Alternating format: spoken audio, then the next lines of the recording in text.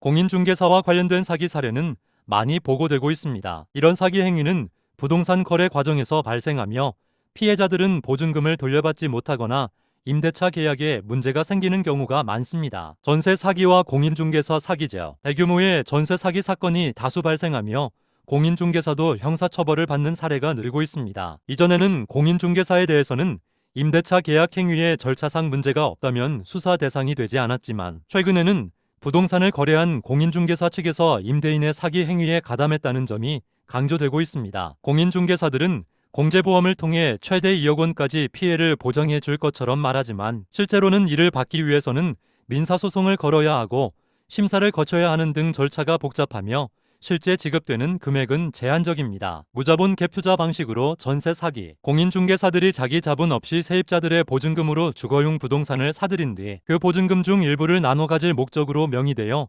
매수인 등을 모집하는 방식으로 전세 사기를 벌이는 사례도 있습니다. 이런 사기 행위로 인한 보증금 사고는 최근 5년 동안 13배 넘게 늘었지만 공인중개사협회가 지급한 돈은 10% 느는 데 그쳤습니다. 피해자 한 명이 받은 금액도 평균 3,400만 원 수준입니다. 재개발 투자 사기. 공인중개사를 믿고 재개발 지역 빌라에 투자한 사람들이 허위 빌라 미끼로 속아 435억 원을 가로챈 사례도 있습니다. 이런 사기 행위로 인한 피해를 최소화하기 위해서는 신중한 부동산 거래와 공인중개사의 신뢰성을 확인하는 것이 중요합니다. 부동산 거래 시에는 항상 주의를 기울이시고 공인중개사와의 계약을 철저히 검토하시는 것이 좋습니다. 불분명한 점이 있을 경우 변호사나 전문가와 상담하시는 것도 좋은 방법입니다. 전세 사기 개요. 전세 사기는 집주인이 임차인의 전세 보증금을 부당하게 가로채는 행위를 말합니다. 이는 임차인에게 큰 경제적 피해를 줄 수 있는 심각한 범죄 행위입니다. 전세 사기의 주요 유형과 대처 방안을 자세히 살펴보겠습니다. 전세 사기 유형 및 대처 방안. 선순위 임차 보증금 및 근저당 허위 고지.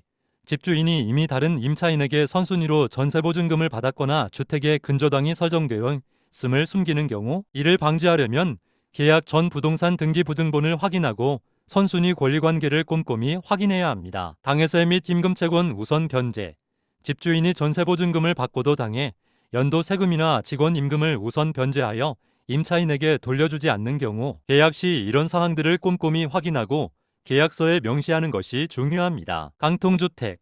주택 가치에 비해 전세보증금이 과도하게 높은 경우 경매 시 전세보증금 반환이 어려워질 수 있습니다. 이를 방지하려면 주택 가치와 전세보증금 규모를 면밀히 확인해야 합니다. 전세 사기 피해 구제 방법.